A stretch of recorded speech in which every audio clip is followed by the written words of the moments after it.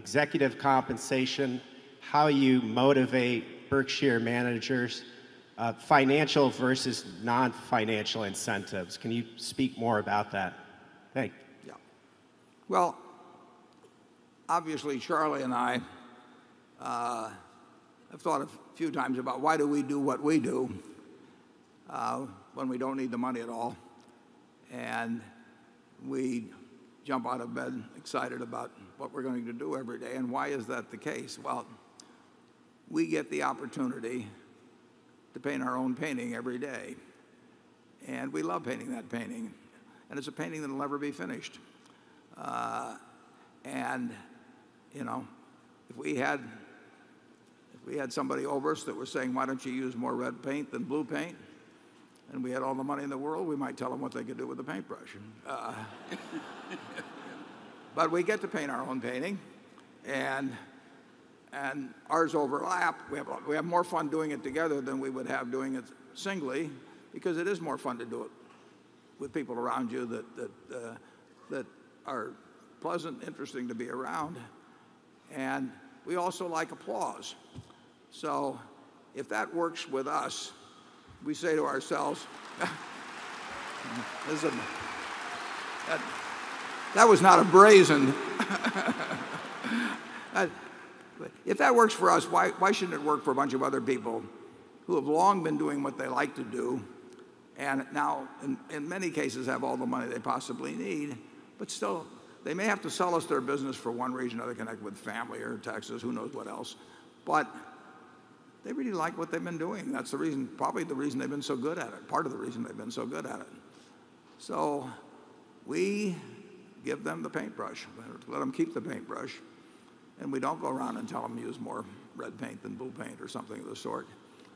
And we applaud, and we try to compensate them fairly, because though they aren't primarily doing it for the money in many cases, nobody likes to be taken advantage of. So but that has not been a big problem at Berkshire. We have not had compensation problems over time. If you think about it, over 40 odd years, you know, the times when compensation has been of importance is just, practically nil. We don't. We'll just take we talked about the investment, the compensation of two investment people. Those people are making below hedge fund standards, below private equity standards, and having a less favorable tax treatment. They'll still make a lot of money. I mean, huge amounts of money. And I hope that they are having a good time doing what they're doing. I think that's why they're here. And I think they'll enjoy it a lot more over the years than going around to a bunch of people explaining why they're worth 2 and 20 even, you know, in the years that aren't so good, and trying to attract new money when other people are making bigger promises someplace else. It's just a different way to live your life. So we want to have our managers enjoying their lives and enjoying their business lives, and we get rid of some of the things they don't like, a lot of them. I was with a fellow the other day that had come from England, and he's got plenty of business problems to work on, and he's spending a significant part of his time talking to investors, which doesn't no good. I mean, I'll be talking to customers or, you know, employees or something, but I think a number of managers may have to spend time talking to lawyers or talking to bankers or talking to investors, and what they really like to do is run their businesses, and we give them the best opportunity to do that. So I can't put passion into somebody about their jobs, but I can certainly create a structure that will take that passion away from them. And Berkshire is a negative art in that way. We focus on not messing up something that's already good. And that's my job, and I think the person that follows me will have a very similar job. We have a bunch of managers nobody else can hire. And, you know, how many companies of size can you say that about, you know, around the country these days? And I think we will retain that advantage for many, many decades to come. It works, and people know that it works within the company. So it's self-reinforcing. And there's nothing like getting proof that what what you've designed works to cause you to desire to perpetuate it and to build upon it. Charlie? Well, and we don't have any standard formulas like they have in some big companies where X% is on diversity and Y% is on something else and Z% is on something else, and everybody is putting all this stuff through a big human resources department. And every incentive arrangement with a key executive is different from every other. So we can't help you with a standard formula. We don't have one. Yeah, our businesses are also different. It'd be crazy to try and have some master arrangement, that involve return on capital. There's some businesses don't use any capital in our companies, or operating margins, and they're just, we could hire consultants in compensation to come in, and we never have. No, we never will.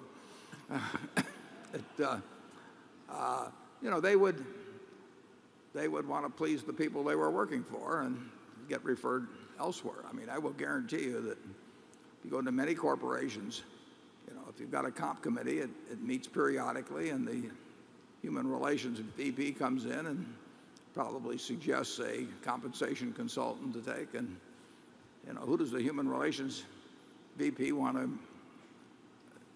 Whose approval do they want? The CEOs. Whose approval does the compensation consultant want? Well, they want to get recommended elsewhere by the CEO and the human relations VP. So what kind of assistant do you get? You get what I call ratchet, and bingo. I mean, we're not going to have any of that at Berkshire. And like I say, it's worked very well. Now, we have people who make lots of money at Berkshire. I mean, that we've got numbers in 8 figures, and a page and a half or so. I saw it the other day that would be at $1 million or and over, and we'll have more. But it does relate to logical measures of performance in practically all cases, and the amount of time we spend on it is just still. I am the compensation committee for 60 or 70 people, and I'm not overworked. Anything further on that, Charlie? Well, in past years, I've made the remark